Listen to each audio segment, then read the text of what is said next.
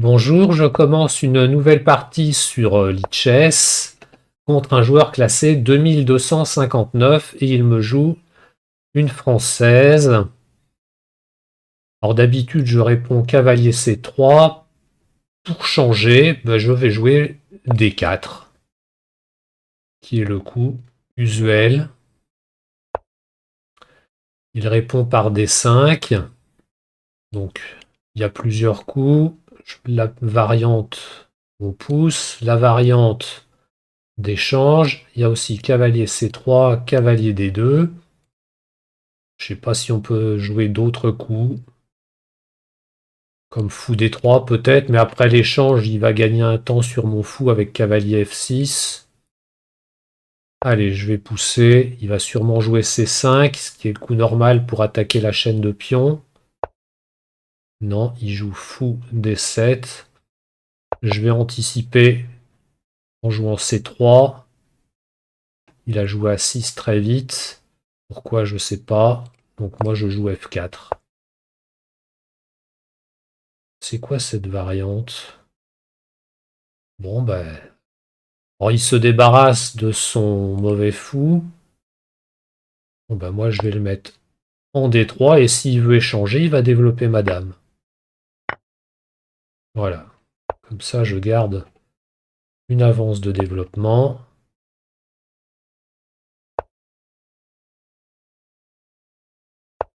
Je joue le roc.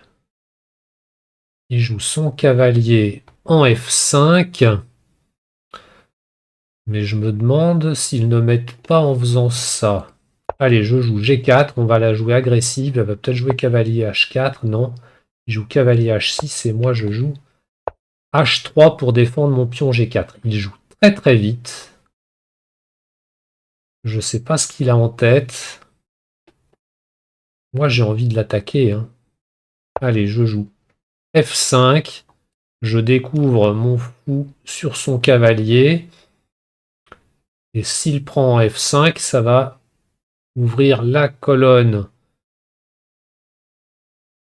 de la tour sur son pion F7, qui sera plus défendu par personne. Donc il joue C4, donc il ferme le centre. Je joue dame C2. Donc son idée, c'est que maintenant, si je joue mon cavalier, il pourra jouer cavalier prend E5, puisque mon pion D4 est cloué.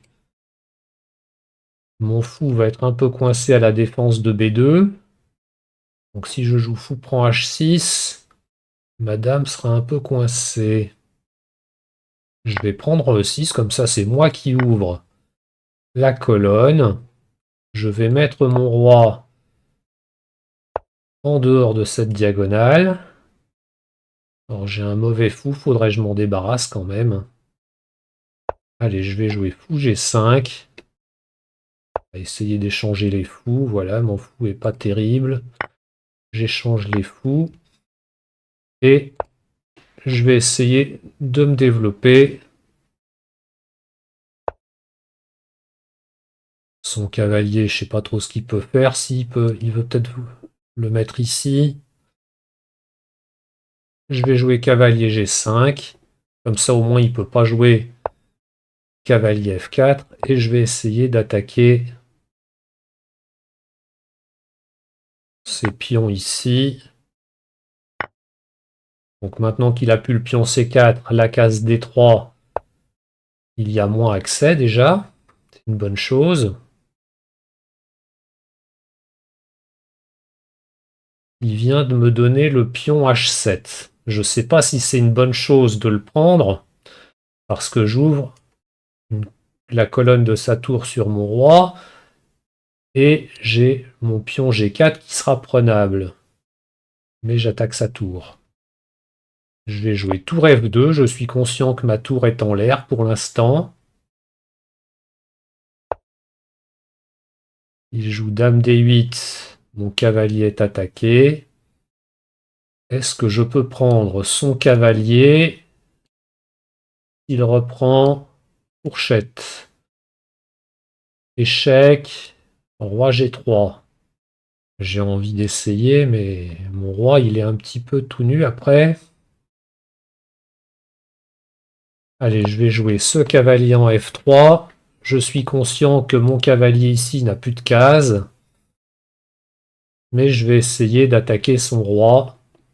Alors, il n'a plus de cases, sauf la case H7 où je menace un pion. On va essayer de faire ça. 4 minutes 30. Qu'est-ce que ça passe vite. Et je viens en G3. Comme ça, sa tour va être un peu coincée à la défense du cavalier. Et puis surtout, mon roi ne va plus être sur la colonne H et je vais peut-être pouvoir commencer à menacer son pion H7. Même si je ne suis pas persuadé que ce soit un bon coup. Dame C8. Pourquoi il veut faire ça? Pour venir prendre ici, si jamais madame s'en va? Allez, ben moi je vais pousser mon pion. On échange, ça ouvre la colonne B sur son roi. Ça, c'est plutôt une bonne chose pour moi. Il a joué cavalier G8 pour enfermer mon cavalier. Mon cavalier n'a plus de case. Si, maintenant il a la case E4. Donc je ne vais pas aller prendre. Je vais peut-être aller prendre, mais j'ai pas envie de lui donner d'activer sa tour. Je vais jouer cavalier E4. Et je vais venir en D6. Case D6, ça va attaquer sa dame, mais ça va aussi attaquer le pion B7. Allez, ça c'est fait. Il joue dame C6, très bien. Je vais jouer dame B3. Donc l'idée c'est de faire passer ma tour, donc soit en A2, soit en B2, pour faire une pression sur B7 ou A6, en fonction de ce qu'il va faire. Il joue H5, ok. Bon allez, je joue tour B2 dans un premier temps. Menace, quand même une grosse menace. Il a pris ici. Bon, bah, c'est gagné ça. Allez. Je prends la dame. Et derrière, je fais échec et mat. Il a qu'un seul coup, c'est roi à 8. Et moi, je vais prendre le pion à 6. Donc il a laissé venir mon cavalier en D6. Donc ça a été sa grosse faute. Parce qu'après, il était complètement bloqué.